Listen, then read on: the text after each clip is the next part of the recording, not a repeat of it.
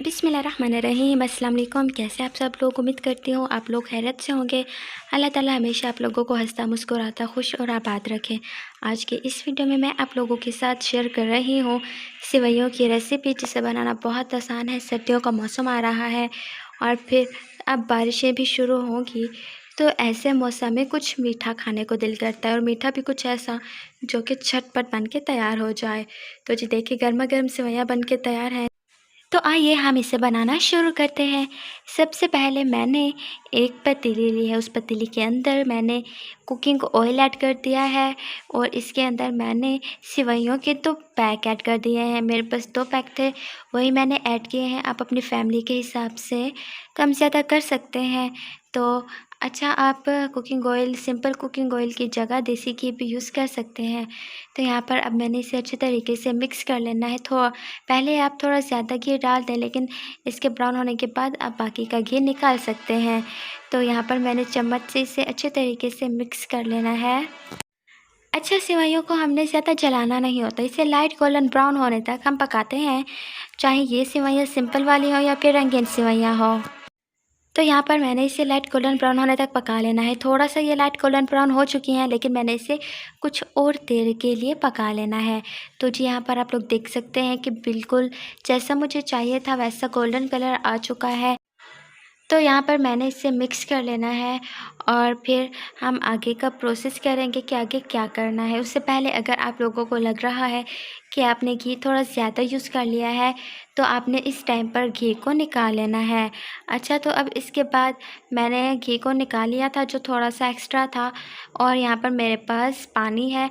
Room temperature पर simple पानी ही हमने इसमें ऐड करना है, और यहाँ पर टेस्ट के अकॉर्डिंग चीनी भी ऐड कर देनी है हमने, और चम्मच से इसे हमने मिक्स करना है। चम्मच से मिक्स करने के बाद अच्छा, इसके अंदर पानी का जो तनासुब रखा जाता है वो बिल्कुल वैसे जैसे हम चावल बनाते हैं। तो यहाँ पर अब देखिए, पानी में बॉयल आना शुरू हो चुका है, और मैं इसे तब तक पकाऊंगी जब तक ये पानी अच्छे तरीके से खुश्क नहीं हो जाता। अगर आप चाहें तब इसके अंदर पानी की जगह दूध का इस्तेमाल भी कर सकते हैं, उससे इसका टेस्ट बहुत ज़्यादा अच्छा आएगा। तो यहाँ पर चम्मच से मैं इसे मिक्स कर रही हूँ, और मैं इंतज़ार कर रही हूँ कि ये सारा पानी अच्छे तरीके से खुश्क हो जाए। आप इस टाइम पर ड्राई फ्रूट्स भी ऐड कर दें, आपकी पसंद के मुताबिक जो आपको पसंद हो आप वो ड्राई फ्रूट्स इसके अंदर ऐड करें। और यहाँ पर मैंने इसे अगेन मिक्स किया है, और देखें कि पानी काफ़ी हद तक खुश्क हो चुका है। तो लेकिन मैंने इसे बिल्कुल ही ख़त्म करना है। तो इसके अंदर मीठे का जो तनासब है वो भी बिल्कुल वैसा ही होता है कि अगर हम जब चखेंगे इसे, हमारी ज़बान को थोड़ा तेज़ लगे तो फिर बिल्कुल ठीक होता है। तो यहाँ पर आप देख सकते हैं कि पानी खुश्क हो चुका है, और पानी खुश्क होने के बाद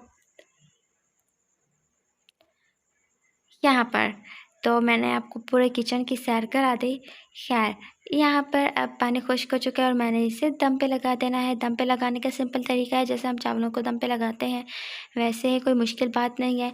अगर आप इसे बनाना चाहें, घर में कुछ नहीं है खाने को और मीठा खाने को दिल चाह रहा है, तो तकरीबन सभी घरों में ये सेवइयाँ मिलती हैं। आप झटपट बनाएं, और घर में बच्चों को, बड़ों को, सबको बहुत पसंद होती हैं ये।